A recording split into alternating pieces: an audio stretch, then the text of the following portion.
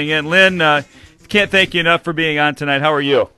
Oh, very good, Andy and Rick. Happy to join all the gang in Hillsdale tonight. Yeah, we're here, and a lot of Tiger fans definitely listening tonight. We've been getting some emails through the day.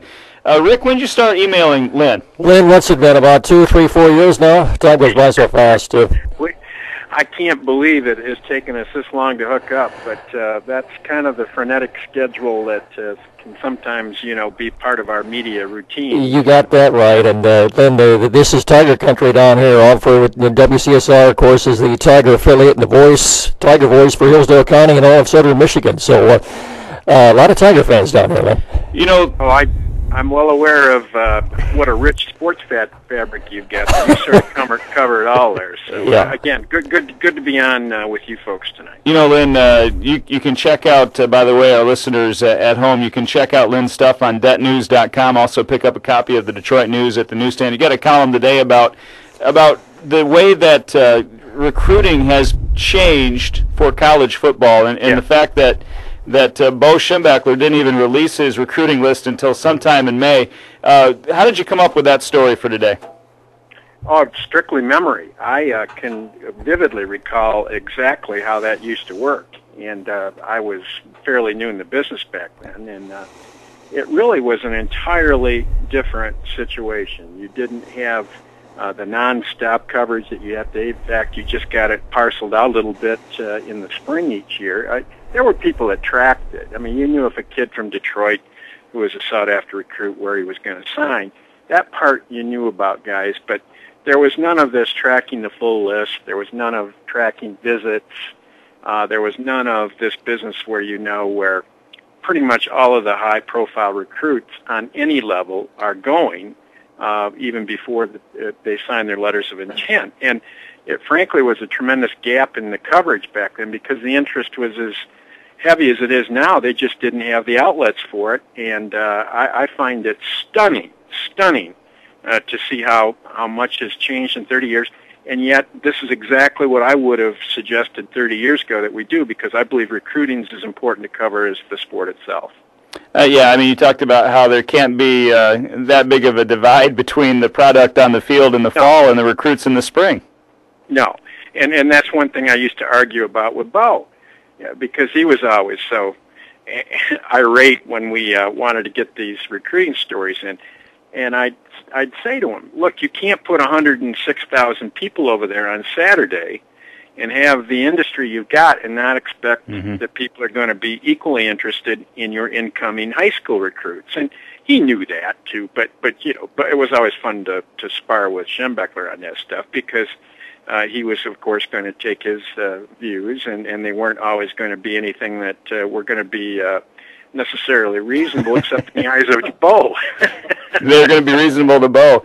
By the way, we asked you to come on to talk Tigers, but one last Michigan thing. Sure. You obviously watched the whole firing of Rich Rod, the Brady Hoke hiring. What did you take away from that whole couple of weeks? I never changed my disposition on that, nor what I wrote right from the outset, and that was he was going to fire Rich Rodriguez, and he needed to do it right after the Ohio State game. He needed to do it not only because of Michigan's football product, which really needed to be number one at that point. It needed to be given full attention, and it needed to move ahead, and it wasn't going to be able to do that with a coach hanging on for 5 more weeks. Mm-hmm. And there was nothing that was going to be assessed from the bowl game that Dave Brandon didn't already know about his football coach or his football program. That was simply going to be a non-revealing period of time.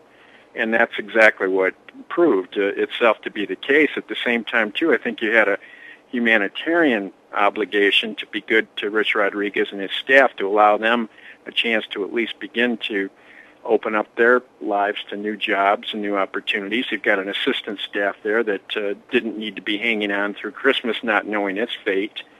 This, to me, was just not well handled. And there's a reason that most athletic directors make their changes right after the season. It's because for the reasons just cited. And I don't see that this accomplished anything. And, of course, it has taken its toll on recruiting. I don't see how it can't have done so. Certainly we've seen the evidence to date, and by the time the list is in, it would be hard for me to believe that this hasn't damaged the recruiting season unnecessarily. So I just didn't see any real worth or value to Dave prolonging this. Well, we're speaking with Lynn Henning from the Detroit News. You can check out his stuff at DetNews.com and also pick up a copy of the Detroit News. Probably one of the biggest stories for the Tigers this offseason, the passing of Sparky Anderson. Obviously, the Tigers have announced some stuff they're going to do for Sparky during the season. They're going to wear a patch in his honor and all the rest of it. I'm sure that you knew Sparky during your long career at the Detroit News. How did you reflect back on his passing this summer? Oh, we all were very saddened by that, and I guess that is the easy thing to say. I knew Sparky from virtually the week he came in there in 1979. And losing him and losing Ernie, and then also losing Bill LaJoy last month, the general manager during that period, one of the best scouts and baseball men I've ever known in my life. And in a lot of respects, I was closer to LaJoy through these years than I was to Sparky, because Sparky was off in California kind of living his new retired life these last 15 years, and you didn't have much of a chance really to see him or to speak with him all that frequently. Whereas Bill LaJoy, I talked with him at semi-regular intervals, and with him it was always an amazing discussion about baseball and talent and players. But Sparky took the entire community here with him when he went. The grief was absolutely pronounced, and as it should have been. He represented baseball during the good times here in such a lovely way, really. I think that's probably the best way to say it. He was a gentleman on and off the field. He was a great skipper, and he was associated with the last World Championship teams here, and also the finest baseball team of the 80s throughout the major leagues was in Detroit. They had the best record through those 10 years, where Sparky managed all the way. So I don't see how you could separate that from the loss that occurred when he died here last month, or 2 months ago. And Lynn, I firmly believe if Jim Campbell had still been alive at that time, I think Sparky would have gone in as a Tiger, don't you think? It's a strong possibility, yeah, because the division between himself and the Ilitches was wide. Absolutely, absolutely. In 1995, yeah, that was a case where there was no love lost, and that relationship never really got knitted back together through the years, and that was a shame too. And that's too bad. I get people asking me now, why are they waiting until Sparky passed away to retire his number? And I like tell him, well, he kind of burned his bridges behind him when he left Detroit. If we go back to the beginning of that 95 year, which was in turmoil, and the replacement players and everything else, Sparky being the only manager who simply said, I'm not going to manage these guys. He told John, I'm going to go get on the plane and go home. You find somebody else to manage these guys. And then also, Lynn, didn't he lambaste his team and tell everybody how bad they were going to be that year? No, I don't think it had anything to do with that. It was done out of conviction and principle. He believed he owed it to his major league players and to the cause for which they were striking to not take control of strike-breaking ball players who were inferior to anything on the major league fields those years, or that year. So I respect his principle and conviction 1,000% for what he did there. Not a lot of managers would have done that, but Sparky did. And, it didn't make him any friends with Mike Ilitch. There's no question about that. That's too bad. But it went beyond that, too. Sparky didn't like the way some people were treated when the new ownership came in, and for good reason. It was a different culture and regime then. Mike Ilitch has learned an awful lot about baseball over these years, but it took him, I think, the better part of 8, 9, 10 years before he really understood baseball the way that he had come to understand hockey in Detroit. Yeah, I know he certainly didn't get along well with Gary Vito, did he? Huh? No, he did not. And Sparky thought Gary Vito was out to get his job, get him fired. Gary Vito practically took an oath that he didn't, and Sparky found that very compelling. I remember him telling me just that one night on the telephone. But he was convinced that he was being undermined, and had been, and it was all part of a very bad cauldron that was boiling back then. But fortunately, it receded, and now Sparky, I think, has had a beautiful, beautiful period of mourning here for a couple of months, same as Ernie had earlier this year. Yeah.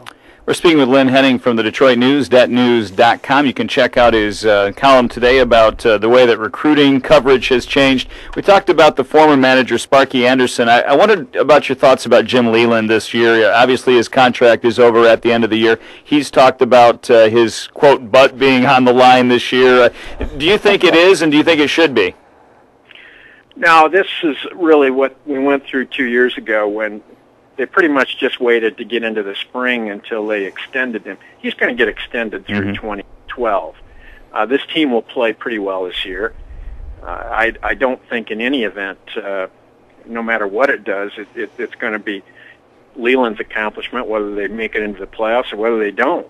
I think they've got a pretty good baseball team. I think they have a good manager. I think it's seen that way by the front office. It's seen that way by ownership.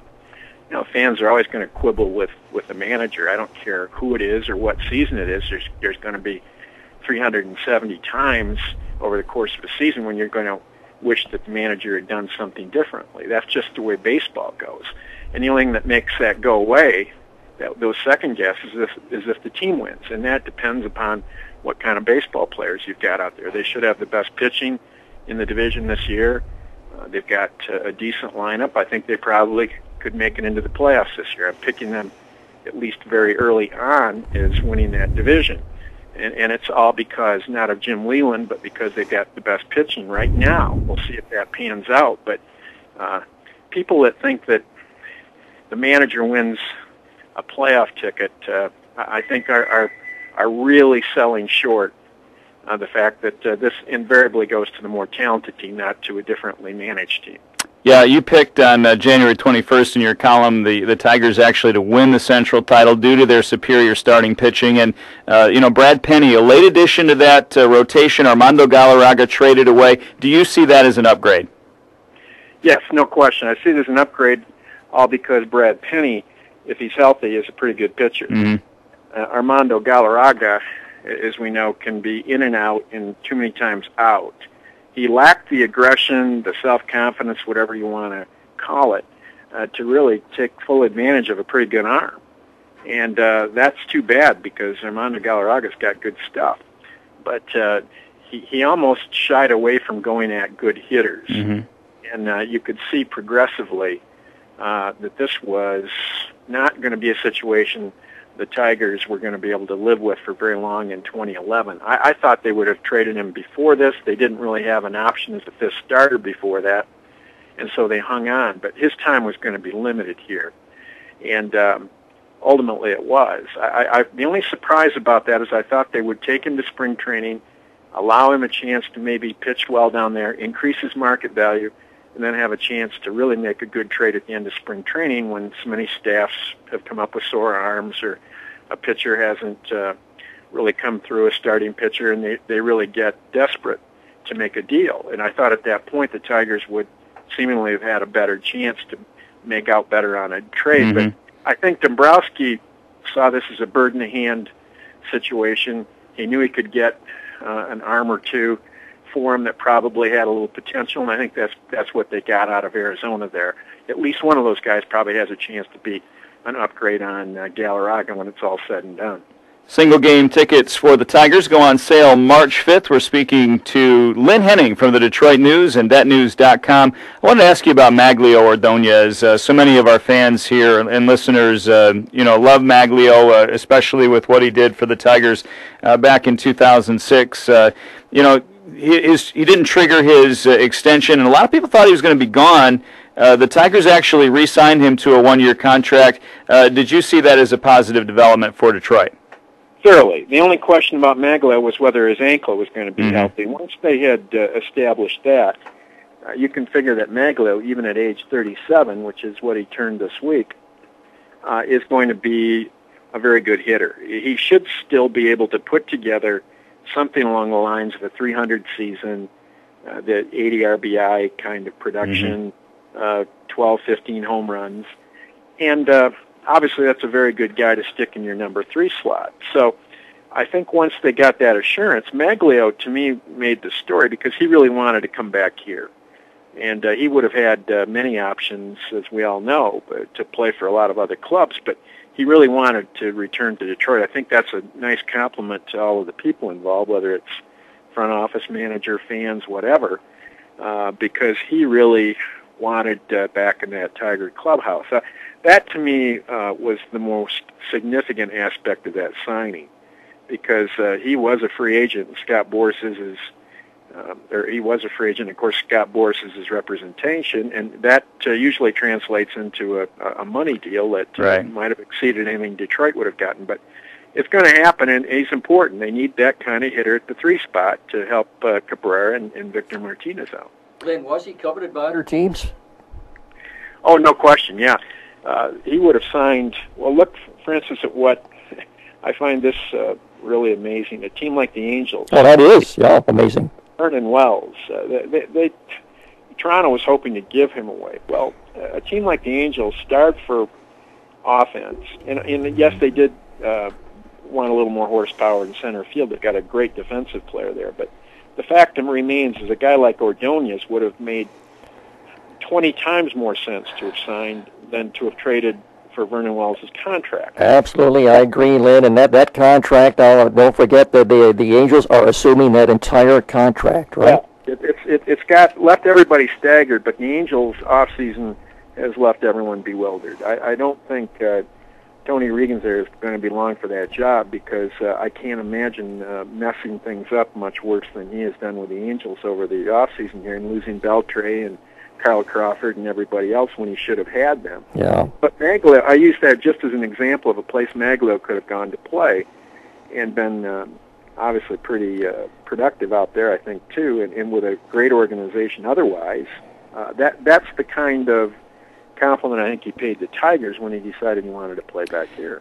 We're speaking with Lynn Henning from the Detroit News. Jim Leyland quoted earlier this week that Carlos Guillen may not and probably won't be ready to play when the season starts. Can Tiger fans expect any contribution from Carlos Guillen this year, Lynn?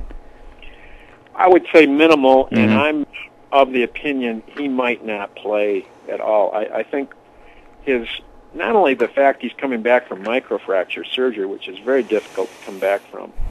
Grady Sizemore, we all know, has had a lot of problems here with his own rehab. But that's a difficult thing to come back, particularly for a guy 35 who's had as many injuries as he has.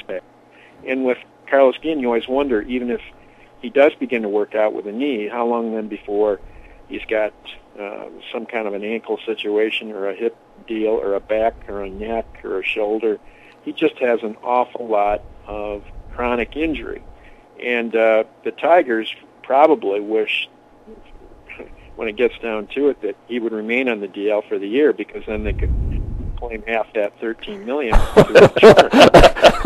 Absolutely. Yeah, but it does become a pretty big economic consideration when you must pay him $13 million, and you're not going to be paying $13 million for a player that probably is going to be all that productive. Victor Martinez, Lynn, really the big free agent signing in addition to Joaquin Benoit in the offseason. Tell our listeners a little bit about Victor. Marvelous hitter and an equally good person. And that's what the guys had all told me from Cleveland and Boston. Victor Martinez is one of the great gentlemen in baseball. And in that respect, he's going to fit in very well on a team where you have a lot of those. And Maglio and Carlos Guillen are two great examples. Interesting that they're all Venezuelans. My experience has been the Venezuelan culture can be very proud of itself. It produces some of the finest people we have in the game. And I'm talking about guys that came from good families, that have a certain sophistication to them, wonderful qualities and warmth. It's one of the things I've observed for a long time about the Venezuelans. And again, I find that to be a real tribute to the country and the culture, for as unpopular as its president is there and here. Yeah. Well, here anyway. They have a real ability to produce good people, not to mention great baseball players. Right. Victor Martinez moving into that number 5 spot. You're going to have Maglio, Cabrera, Martinez, the Venezuelan trio there. This could be the first time I'd have to look up an alliance or something that your 3, 4, and 5 hitters are all native Venezuelans, huh? Yeah, I hadn't thought about that, frankly, until just now. But I think, guys, that what you're going to see there is a guy who will be very trustworthy. I'm talking about Martinez, a person that clearly is a switch hitter. He can catch a little bit. That isn't as important as the fact he brings a bat there to the 5th spot and protects Cabrera.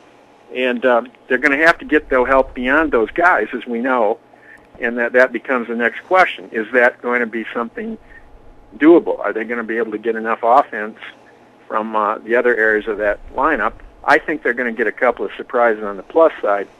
But without Victor Martinez there, they would be looking at a very, very tough hill to climb. We've really enjoyed the conversation with Lynn Henning. We want to let you go in just a second. I wanted to get your thoughts before you run about Brennan Bosch. Bosch had an incredible first half last year, Lynn, and boy, the second half was just as bad as the first half was good. Should we expect him to bounce back here in 2011? What do you think about Brennan? The reason I'm a little bit of a pessimist there is not because of anything that's deficient in Brennan Bosch as an athlete or as a person. He is really sharp. But he has too big of a strike zone. Mm-hmm. And until he is able to cut that thing down to where he can no longer be forced to hit pitcher's pitches, but can hit pitcher's pitches. I mean, hit pitcher's pitches, but he hits hitter's pitches. Mm-hmm. I think you're not going to see enough progress there for him to be the factor he could be. Now, that could all change. I think he has the capabilities to be more selective, but, gentlemen, we've got to see that happen, and we didn't see it happen, nor was it really anything that was part of his package during the minor leagues, during his minor league career.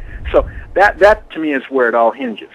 Can he lay off bad pitches? If he can, he has a chance to be great. A really good player. If he doesn't, then I think we're going to be looking at sort of a 4th outfielder and a lot of time in the minors. And 2 others, Lynn, Casper Wells and Scott Sizemore? Yeah, I think Wells is your better bet there. Mm-hmm. The reason is because he plays 3 positions, and he really can drive the ball. And he's not a greatly selective hitter by any means, but he's going to have a little better on-base percentage than Bosch is, unless Bosch has disciplined himself. Yeah. Scott Sizemore, contrary to most people's impression, to me, is a far superior candidate to be the regular second baseman. Mm-hmm. He's got the bat. He's got an on-base percentage. He hits with slugging percentage that Will Rhymes can't muster. Yeah. Now, people forget Will Rhymes is going to be 28 years old in April. Yeah, I didn't realize that.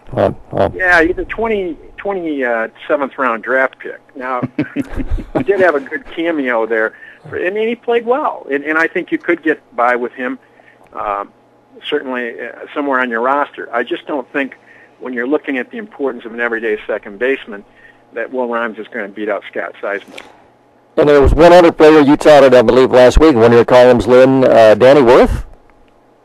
Danny Worth has a chance to really be, in my estimation, the surprise of spring training. And the reason I say that is because he's got a very good glove and arm, but also he has become more of a hitter here in the last couple of years, particularly as he's gotten stronger. And that's really been the key. He's gotten stronger. He can knock the ball out of the ballpark. He can drive it a little bit, and his average really has picked up because he's become a smarter hitter with experience. I mean, this guy isn't that far out of college. Mm-hmm. He was a second-round draft pick. There's a reason that you grab people like that at that point. But where did he go to school? Do you know? He went to Pepperdine. Okay, all right. And so he's got a great pedigree. Yeah. I think he has a chance to be the surprise of spring camp. We will see. Mm-hmm. But if that is the situation, then they can let him sort of marinate a little bit at the minors, monitor him. If he gets hot, a guy like Peralta could be dealt at the trade deadline, and Worth could end up being your shortstop. Down the stretch that isn't ideal to have a rookie there versus a veteran player, but anything is possible. But I do think Worth is going to show some people that he can play big league baseball this spring. Well, Lynn, we sure appreciate it. A lot of Tiger fans down here, and a lot to be excited about. Lynn Henning from the Detroit News actually picking the Tigers, if their pitching holds up, to have a real shot at the Central title this year. When you head down to Lakeland, Lynn? I am leaving a week from Friday, and that is just fine with me.